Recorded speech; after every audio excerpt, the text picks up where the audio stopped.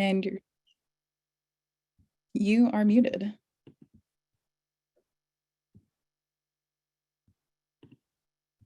Okay. I am having tons of technical difficulties today. So I'm just going to read you some prepared statements, but John and I started this farm in 2011. And when we did that, it was, we inherited the farm from John's family, and we hadn't really decided what we were going to do with it. And we knew we didn't want to be dairy farmers, but we thought we really wanted to keep the land in production. So we decided to start a CSA. Seemed like it would be a way for us to give back to the community and keep the farm and agriculture, which is very important to us. Plus, we really wanted to share the agricultural experiences with families. We were lucky. We've been very enthusiastically supported. We became USDA certified organic in 2015. And we were the first and are still the only USDA certified organic vegetable farm in our county. Our 200 plus members appreciate that we are organic, and they're really supportive of what we do. But early on, we recognized that there were many who couldn't afford our CSA's upfront costs. We did what we could. We created a payment plan. We donated vegetables to food banks and soup kitchens. And then we applied for and received our SNAP approval from the USDA in 2019 so that we could offer our vegetables to the food insecure more readily.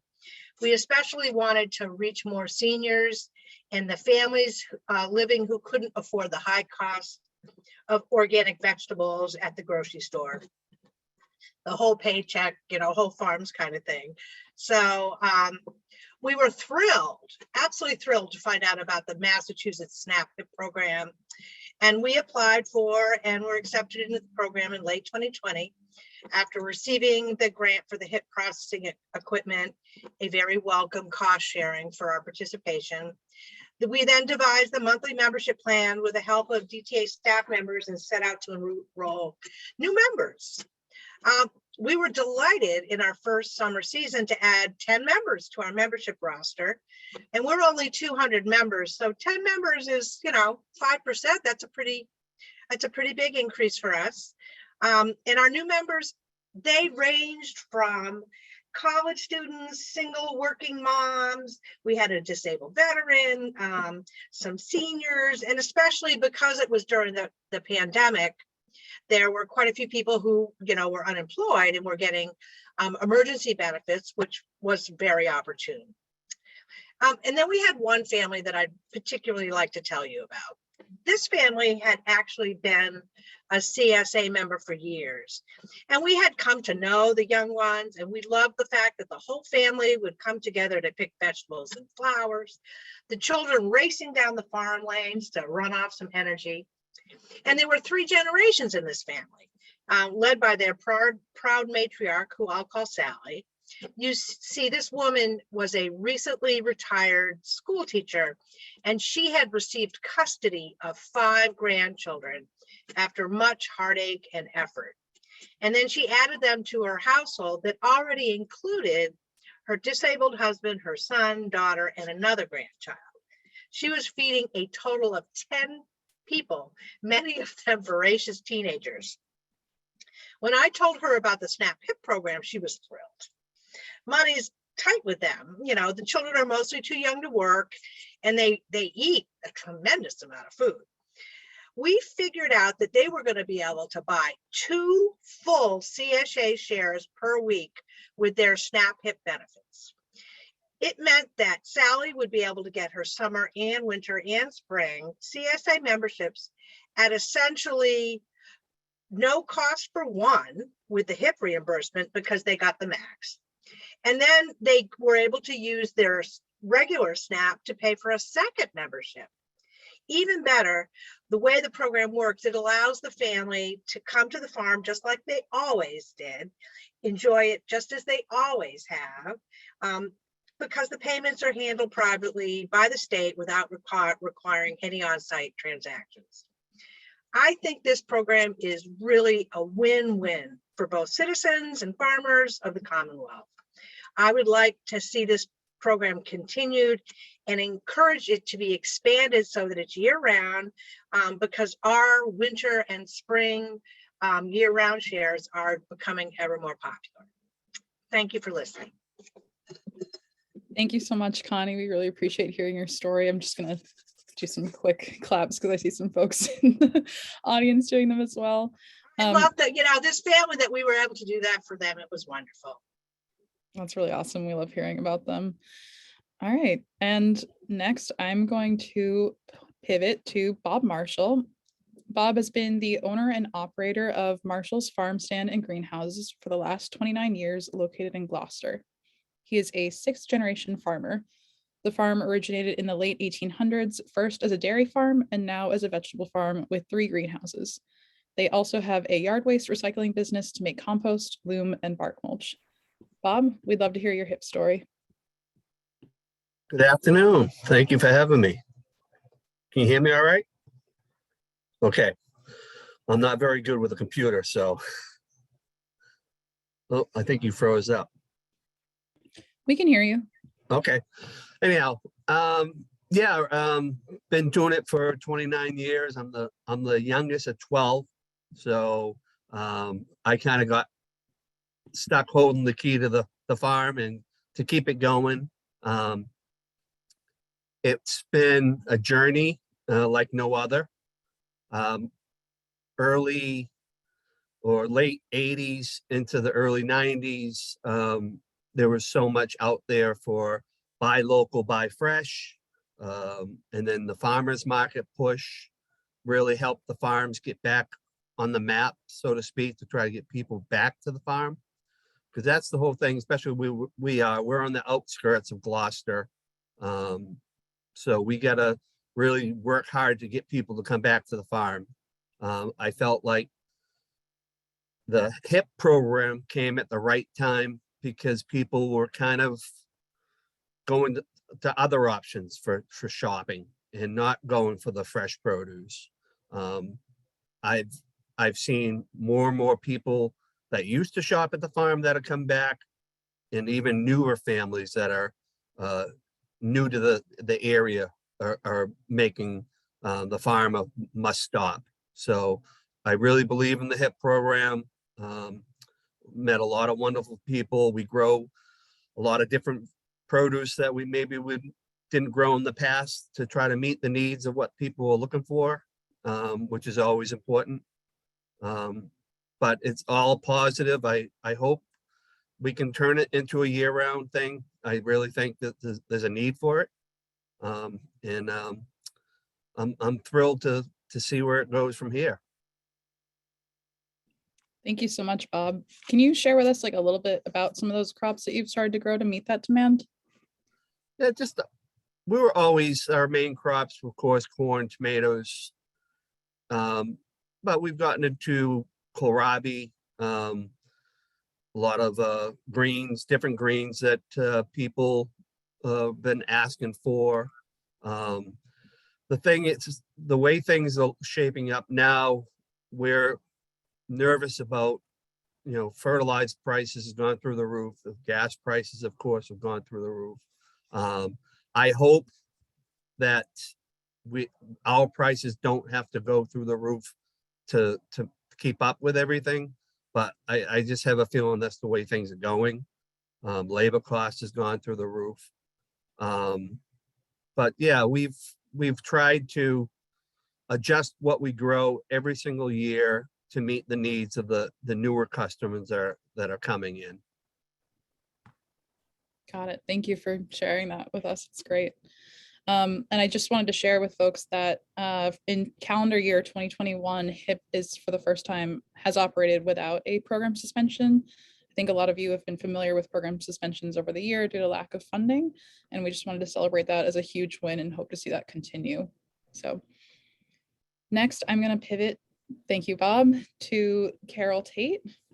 Carol lives in Melrose, and in her retirement, she does English as a second language or ESL tutoring for international college students. She has developed a novel one-on-one apprentice curriculum for her students to teach them conversational English and cross-cultural expressions. Carol, can you tell us a little bit about your experience with the HIP program? You're muted.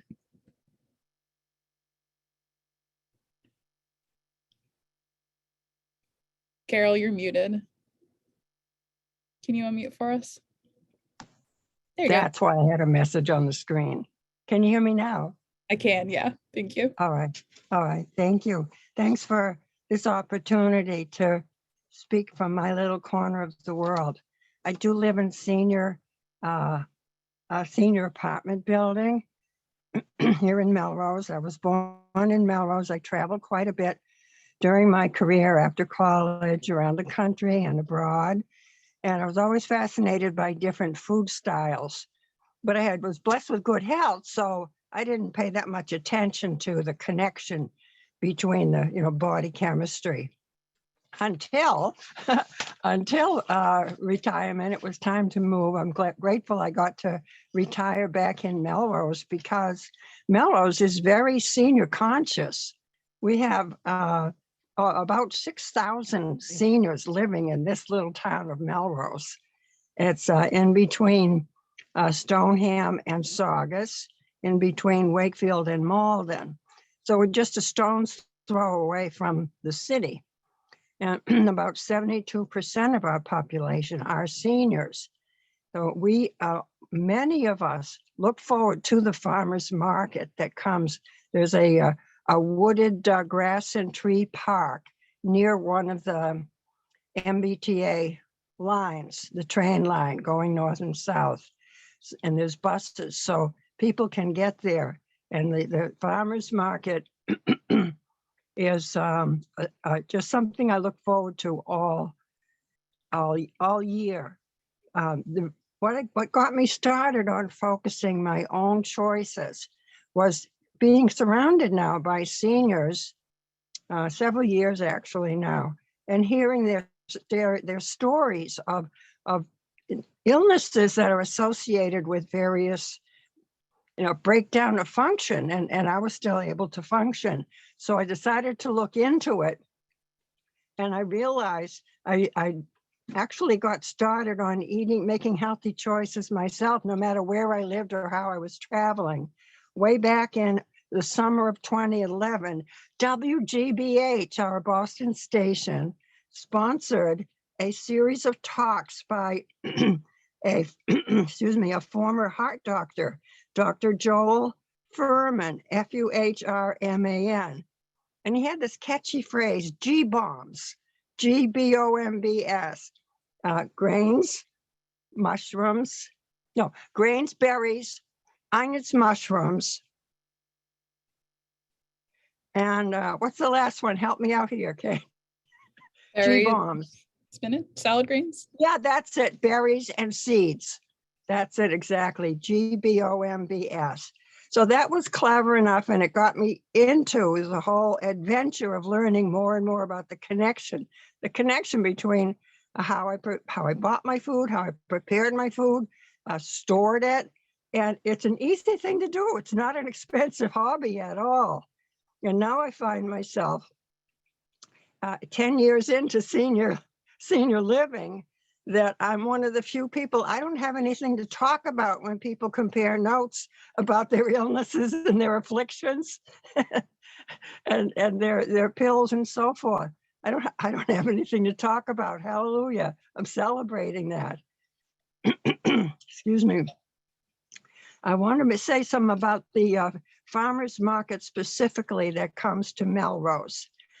They set up at Cedar Park. It's very well organized. We have a staff. It's been going on for over 10 years. Sorry about this frog in my throat. And we have access to transportation to get over there to the farmers market. But transportation, it just put a light bulb in my head about if I was one of the farmers growing my crops, it would be outside of Route 128 in Massachusetts. So that's at least an hour of driving. And that would be after loading their products in, then an hour of driving early in the morning, probably facing some commuter traffic, arrive in Melrose at the Cedar Park, set up their tent, offload the car, and they've done all this before the first sale is made. Every Thursday from June through, what do we have? I think they even have one in November, the Sunday before Thanksgiving. So they're so faithful to do that. And when the customers come in, we can go to what they call the market tent. It's like an office services administrative tent. We can get our SNAP there. And we can use our HIP money at the farmer's market. And it's right in the center of our town. Again, almost 6,000 seniors here in this one little town. So I'm already now in the habit over 10 years of picking the freshest fruits and vegetables for me to eat. I eat very little meat, but I wanted to say that credits and kudos to these blessed farmers who go through all of that just to set up before they even make their first sale. But they're so efficient and they treat each person as if we're the one that they waited, the one that they came all this way to serve us. So we get to ask questions, and the farmers, no matter who's on duty that day, the farmer staff will answer our questions. Simple questions like, what is this vegetable? Well, how can I cook it? What do I do for it with it? They answer those questions to questions about the nutritional value. And sometimes we even have conversations about the sensitive areas like food crops with fertilizer and food crops without fertilizer. What kind of fertilizer? They have the answers, they're prepared, they're patient, and they give us those answers to educate us each time. And sometimes, occasionally, we will get cooking tips. They'll give us some, like, don't cook this too long, or here's how you cook it to keep the food value in it. Here's a way to use leftovers on this big squash. It's a personal experience that is nourishing to the whole community idea of making healthy choices. That's the point I wanted to make. And then what's this? I have a final note here.